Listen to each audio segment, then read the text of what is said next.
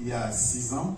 Et on expliquait à Martha dernièrement que c'est un projet qui a commencé avec 500 € et avec une prétention internationale. On avait invité le directeur du Massa, le commissaire général du FESPAM, des artistes qui venaient du Gabon, du Congo, est déjà ancré un peu dans les habitudes avec tout ce que nous proposons. On est de plus en plus sollicité par le salon de l'Escarbandou. Et il y a un projet qui nous est cher et qui a été imaginé. On a écrit le projet, on a sollicité des gens. Ça n'a jamais abouti parce que c'est toujours des exercices compliqués, c'est toujours compliqué d'expliquer le bien fondé de ces choses, mais je pense qu'on a de plus en plus besoin aujourd'hui de rattacher nos jeunes chanteurs à leurs racines. Et je suis encore très content de ce projet parce que à certains qu'on a demandé des chansons de leur patrimoine, ils ne savaient même pas, il fallait qu'elles aillent consulter leurs parents, puis leur mère, puis leur soeur.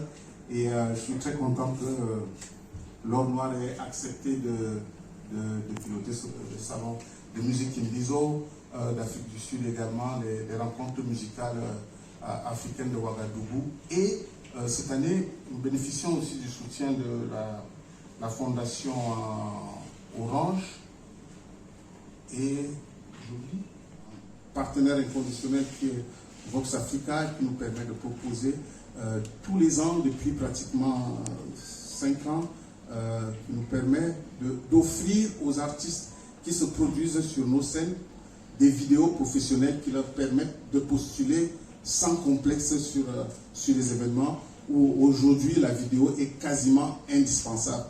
Il y a Trace TV qui nous accompagne, il y a notre partenaire depuis la création de notre projet Escarbandou qui est Canal B International et bien évidemment la CRTV. Donc on est très serein, on est plus serein que les autres éditions cette année et je tiens sincèrement à remercier la représentante de l'Union européenne qui est là, de transmettre nos remerciements à M. l'ambassadeur. Et cette rencontre a aussi pour but de dire, ok, next step, comment on fait? Notre projet, il a l'ambition de grandir. On le présente aussi à d'autres partenaires, d'où la présence de l'UNESCO et bien sûr, même si on se parle toujours très souvent, à déclarer de façon officielle. Et merci à notre super médiateur sous-marin, M. Charles Camden. Alors on a souhaité que ce soit un moment de...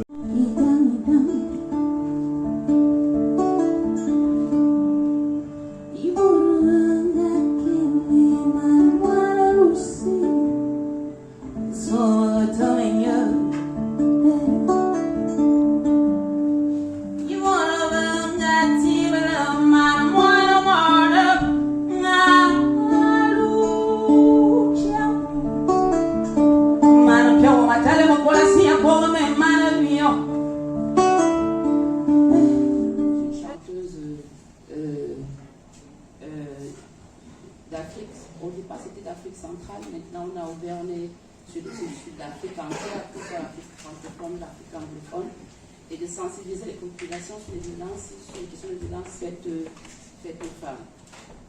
Donc, le centre de l'Escarbandou est une technique faite aux femmes pour lutter contre les violences par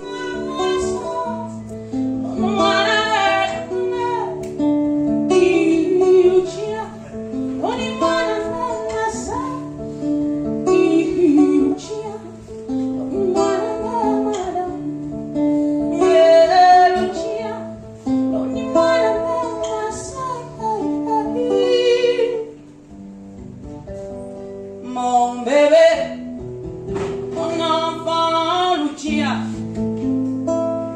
mes enfants, ma tendresse me fait de toi.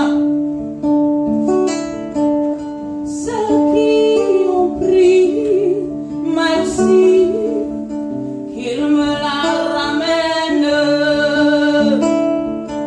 Ils ont habillé mon bébé de bombe. Ils ont transformé ma lumière de joie en étoile.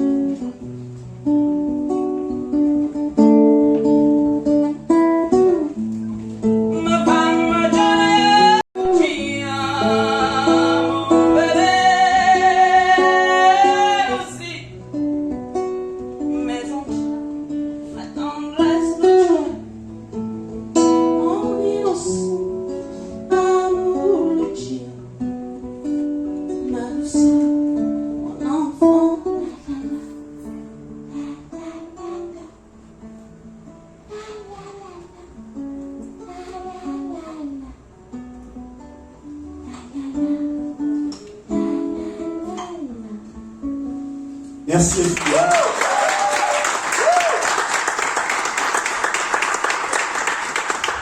Merci infiniment, Laure Noire.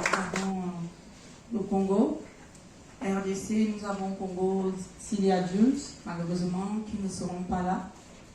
Il y a une qui a des problèmes de passeport. Et nous avons aussi la chanteuse du Gabon, Queen Koum, aussi, qui n'est pas là pour des problèmes de passeport aussi. Et nous avons une autre sœur du Gabon, Pierrette Nchama. Et elle sera là, elle arrive aujourd'hui. Mathilde, elle arrive demain. Mais nous avons commencé la résidence ce matin, parce que nous avons 6 jours de résidence. Nous avons commencé ce matin à la Case des Arts. Et dans ce travail, j'ai en fait des musiciens qui m'accompagnent et aussi des musiciens aux arrangements. Nous avons Eric Fambono et nous avons Funkis, que tout le monde connaît, Ninja Basile. Nous avons Joseph Ebodé, nous avons Michel Marga qui est là, que tout le monde connaît aussi. Et nous avons Jules de Zibi, nous avons Jules de Zibi au piano, nous avons Philippe Lobel Wanji à la batterie aux percussions, nous avons Michel Eloumou à la basse. Alors, dans ce travail, nous allons, comme vous l'avez deviné, Escale Bantou, met en avant essentiellement sur une plateforme dédiée à l'exposition des femmes dans le métier de musique. Alors, c'est pour cela que nous avons choisi ces filles de la sous-région. Nous allons essayer d'amener en fait sur un plan moderne les musiques patrimoniales, musique traditionnelle, pour essayer en fait d'amener un public plus jeune qui soit en contact de nos traditions, de nos musiques. Nous étions au Massa avec quelques artistes de la sous-région, du Cameroun principalement et du Congo. Et au retour de là, on avait fait le constat que certains de ces groupes avaient un véritable déficit de structuration et d'organisation, quoi. Le directeur a dit, moi je vais vous accompagner, revenez avec le projet que vous m'avez proposé en 2014 et discutons. Qu'est-ce qu'on fait? On a un salon international des voix de femmes. Est-ce qu'on va faire le salon international des voix de femmes sur le marché des arts du spectacle africain? On s'est dit non. On a imaginé un nouveau concept qui était beaucoup plus ouvert à des chanteurs aussi. Et on s'est dit ce sont des Bantous, puisque le projet il est régional. Les Bantous seront en escale à Abidjan pendant le Massa. Ainsi est né l'escale Bantou. Notre projet à l'origine était donc de les aider à se professionnaliser et avoir une certaine visibilité internationale pour celles qui aspiraient à l'international. Parce que nous, on a une certaine expérience aussi bien dans le développement de carrière et on a depuis quelque temps, depuis longtemps déjà, un solide réseau de relations dans le milieu du spectacle, dans le milieu du spectacle en Afrique, quoi. Grâce à ce salon, j'ai vraiment pu avoir accès à beaucoup de scènes et déjà apprendre les rouages en fait, du métier, de la communication, savoir exactement ce qu'il faut faire pour son spectacle, pour vendre le spectacle, tout ce qu'il y a en fait, à savoir autour d'un projet artistique musical. Toutes les chanteuses n'avaient pas la possibilité de se payer des billets d'avion pour être présentes sur certains événements où on voulait les amener. Donc on s'est dit, il est plus facile pour nous de ramener des programmateurs ici pour pouvoir toucher un maximum de chanteuses d'Afrique centrale. Parce qu'à l'origine, le programme était dédié aux chanteuses de notre sous-région. Le Cameroun aussi avait besoin de se positionner sur ce type d'événement, un événement qui donne l'occasion aux professionnels du secteur de la musique de pouvoir discuter des problématiques autour de la musique, de mettre en exergue aussi des talents féminins, de pouvoir discuter de la structuration de l'industrie musicale. J'espère vraiment que les Camerounais vont prendre conscience de l'importance que représente cet événement et seront nombreux à sortir pour aller assister aux rencontres, pour aller discuter avec les professionnels, que les artistes aussi prendront conscience voilà, de l'opportunité que représente ce salon et pouvoir capitaliser pour pouvoir développer voilà, leur art et pouvoir, pourquoi pas, toucher les cimes les plus élevées dans le domaine de la musique. Notre scène itinérante a été présente sur le marché des arts du spectacle africain, le Massa, en 2018, sur Visa for Music, le salon des musiques du monde et du Moyen-Orient. Et à chacune de ces éditions, on allait avec des artistes. C'est-à-dire sur le Massa, pas simplement des artistes et des jeunes opérateurs culturels. Parce que l'idée de notre projet, c'est aussi faciliter, c'est d'être une passerelle entre les jeunes acteurs de la filière musicale, voilà, de façon globale, quoi. Et quand je dis acteurs de la filière musicale, je mets dedans les jeunes promoteurs de festivals, les journalistes, mais aussi des artistes. Donc en 2018, on était une délégation d'à peu près 105 personnes, donc la moitié qui venait du Cameroun, les autres venaient du Gabon, de la République démocratique du Congo. Comme je vous ai dit, notre programme, il est régional. Et en 2019, nous étions aux îles Canaries, sur le MAPAS, qui est aussi un grand marché, mais qui fait davantage, qui est une passerelle entre l'Amérique latine, l'Europe et l'Afrique. Donc là, nous avions une scène avec nos artistes, notamment Laure Noir et Corey Degemo. Donc ça, c'est ce que nous appelons chez nous la scène itinérante de l'escale bantou, qui nous permet de voyager avec des jeunes acteurs de la filière musicale.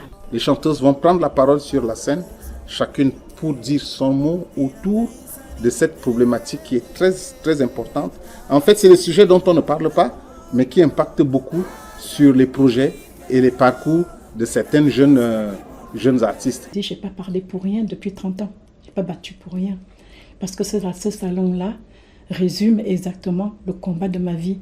Ça veut dire utiliser la musique comme un micro d'or, comme un lien fédérateur, un lien qui permet de parler aux populations, donc un moyen de lutter contre les fléaux qui touchent la population. C'est ça le rôle de la musique. Valoriser l'image de la femme et redonner les lettres d'or à la musique. La musique, c'est un art. La musique, c'est une manière de vivre. La musique, elle est propre et elle a un sens. La musique est engagée.